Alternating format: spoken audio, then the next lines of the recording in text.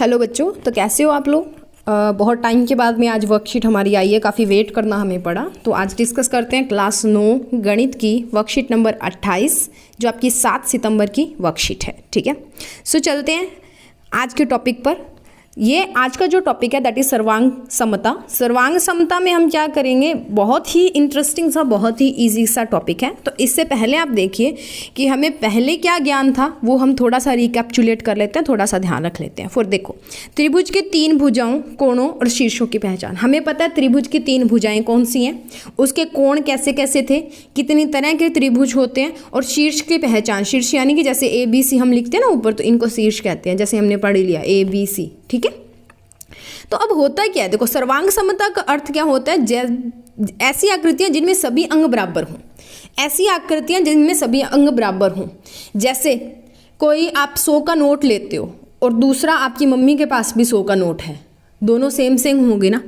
10 का नोट ले लो, ठीक है, वो भी तो एक जैसे ही होंगे। सर्वांग सम आकृतियां समान आकार और समान माप की होती है। अब 100 का नोट लोगे, ठीक है, जो अभी नया चला है, अगर वो लेते हो आप, पर्पल से कलर का जो आता है, सो उसके जितने मर्जी नए वाले नोट निकाल लो, सारे सेम आकार के होंगे, उतने ही आकार के होंगे, समान आकार के, समान आकृति। वहीं पे गांधी जी होगा, वहीं पे 100 लिखा होगा, वहीं पे अलग अलग भाषाएं होंगी, वहीं पे जो गवर्नर हैं उनके साइन होंगे।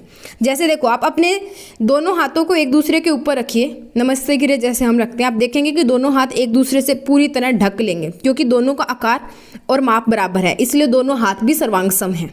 ऐसे ही आपके दोनों पैर की जो एड़ियों को आप जब जोड़ते हो अंगूठों के साथ, तो वो भी बराबर होती हैं, यानी कि आपके दोनों पैर भी बराबर हैं, सर्वांग सम हैं। रुपए 10 के 2 नोट एक दूसरे पर रख कर देखें, आप पाएंगे कि दोनों नोट एक दूसरे को पूरी तरह ढक लेंगे, नोट भी सर्वांग सम है। बट एक 10 रुपये के नोट को एक 100 रुपये के नोट के ऊपर देखो रखोगे, तो 100 रुपये का नोट जो है उसकी लंबाई ज़्यादा होगी, उसकी चौड़ाई भी ज़्यादा होगी, वो दिखने में भी अलग होगा। ठीक है, तो उसको क्या, वो नोट दोनों 10 रुपये और 100 रुपये का सर्वांग सम नहीं है, 10 रुपये 10 रुपये का सर्वांग सम है, 100 रुपये 100 रुपये का सर्वांग सम है। अब देखते हैं, बूझो तो जाने।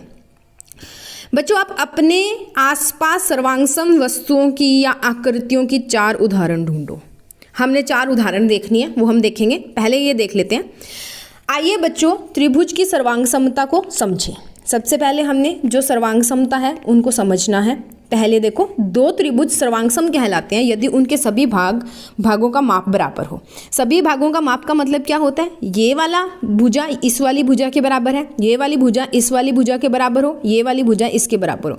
जब इन दोनों को एक दूसरे के ऊपर रखें और इनके जो कोण भी बन रहे हैं ना, वो एक दूसरे के बराबर होने चाहिए। ठीक है, ताकि इनको इसके ऊपर जब हम रख देना, तो इसके नीचे से दूसरा जो त्रिकोण है, दूसरा जो त्रिभुज है, वो दिखना नहीं चाहिए, दोनों एक दूसरे को पूरा पूरा ढक ले। ठीक है, तो अब देखो, ABC और DEF हमारे पास 2 त्रिभुज हैं। यदि आप ABC और DEF को ऊपर रखें, ABC के ऊपर DEF को रखता है, ठीक है, तो हम क्या देखें कि दोनों त्रिभुज एक दूसरे को पूरी तरह ढक लेंगे, इसका मतलब वो सर्वांग सम है। तो उसको हम ये लिखते हैं, इक्वल टू लगाते हैं, बराबर का निशान लगाते हैं और उसके ऊपर ये ऐसा छोटा सा S बना देते हैं। ठीक है, इसको बोलते हैं सर्वांग सम का निशान।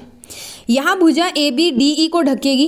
AB देखो 5 सेंटीमीटर वाली 5 सेंटीमीटर को ढकेगी, 6.5 सेंटीमीटर वाली 6.5 सेंटीमीटर को ढकेगी, और 4.5 सेंटीमीटर वाली 4.5 सेंटीमीटर को ढकेगी। इसका मतलब AB बराबर DE है, BC बराबर EF है और AC बराबर DF है। ये है। अब शीर्ष देखो, ये कोण है हमारे पास, तो 48 डिग्री पे 48 डिग्री वाले को रखना है, 80 डिग्री पे 80 डिग्री वाले को रखना है, और 50 डिग्री पे 50 डिग्री वाले को रखना है।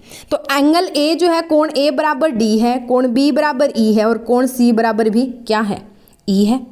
ठीक है, तो इसमें भी हम यहाँ भी ये लिख सकते हैं ना कि हमारा जो त्रिभुज ABC है वो क्या है, सर्वांग सम है किसके, FED के।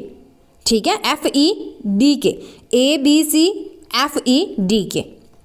ठीक है, अब यहाँ पे देखो ABCDEF के आना चाहिए, क्योंकि जो इधर वाला होता है वही इधर लेके चलते हैं हम। ठीक है, तो A के बराबर कौन है, 80 पे D आ रहा है। ठीक है, तो इसको आप थोड़ा सही कर लें, DEF कर लें। सर्वांग सम त्रिभुजों के संगत बराबर कोणों के लिए हम CPCT लिखते हैं। ठीक है, सर्वांग सम जो त्रिभुज होते हैं के संगत बराबर भागों के लिए हम CPCT लिखते हैं। ठीक है, CPCT। अब देखो, हम क्वेश्चन जब करेंगे मैं आपको समझा दूंगी कि CPCT क्या होता है, तो उसके लिए चलते हैं हम अपने क्वेश्चन के ऊपर। अब जो क्वेश्चन है उसमें दिया नीचे दिए गए त्रिभुज सर्वांगसम है। क्या नीचे दिए गए त्रिभुज सर्वांगसम है? तो आप इधर से देखिए 10 सेंटीमीटर है, एक भुजा के इस भुजा के ये भुजा बराबर है, इधर 4 है, इधर 4 है, ठीक है, इधर 9 है, इधर 9 है, ठीक है, 110 का है, 110, इधर 20 है, इधर 20 है, तो सर्वांगसम तो होंगे, कुछ बराबर बन रहा है। यदि हाँ तो क्या आप इन त्रिभुज के संगत भागों का नाम लिख सकते हैं? तो वो मैं आपके भागों का नाम जो है वो मैं आपको दिखा देती हूँ, सॉल्यूशन दिखा देती हूँ और CPCT और ऊपर वाला बूझो तो जाने भी समझा देती हूँ। तो ये है बच्चे आपके प्रश्नों के उत्तर। पहला प्रश्न जो बूझो तो जाने में था उसका आंसर है, यानी कि आपने 4 आकृतियाँ बतानी थी जो सर्वांगसम थी। पहला, समान त्रिज्या वाले 2 वृत्त, यानी कि 2 आपके वृत्त जिनकी त्रिज्या जो है वो समान है या जिनका व्यास जो है वो समान है। समान भुजाओं वाले 2 वर्ग जिनकी भुजाएं समान हैं, ठीक है। हमारे दोनों हाथ, 100 रुपये के 2 नोट, 10 रुपये के 2 नोट, ये सर्वांगसम आकृतियां हैं, ठीक है। उसके बाद में आपने लिखने थे सर्वांगसम, हमने बताना था कि वो जो दोनों हमारे आकृतियां हमें दी हुई हैं क्या वो सर्वांगसम है, यानी कि दोनों त्रिभुज सर्वांगसम है। तो आप वहाँ पे लिखोगे हाँ वो सर्वांगसम है। उसके बाद में आपने उनके वो पार्ट्स लिखने थे, वो अंग लिखने थे जो एक दूसरे के बराबर हैं। तो हमारी भुजा जो है वो XZ बराबर है LN के, YZ बराबर है LM के, और XY बराबर है LM के, और YZ है MN के बराबर। तो यदि 2 त्रिभुज की तीनों भुजाएं बराबर हो तो दोनों त्रिभुज SSS सर्वांगसमता नियम के से सर्वांगसम होते हैं, ठीक है। उसके बाद में जो हमारा कोण X है वो बराबर है L के, Y है जो बराबर है M के, और Z जो है वो बराबर है किसके? N के। तो यदि 2 त्रिभुज के तीनों कोण बराबर होते हैं तो वो A नियम से, सर्वांगसमता नियम से क्या होते हैं? सर्वांगसम होते हैं। तो आप यहाँ पे लिख सकते हो कि त्रिभुज XYZ, लास्ट में लिख देना, इसीलिए त्रिभुज XYZ सर्वांगसम है किसके? त्रिभुज LMN के, ठीक है। पता लग गया यहाँ पे? तो ये आपके दोनों क्वेश्चंस यहाँ पे खत्म हो गए। आप इनको देख लेना एक बार और नोट डाउन कर लेना अपनी कॉपीज के ऊपर। तो ये रहा दूसरा क्वेश्चन और ये रहा पहले क्वेश्चन का आंसर।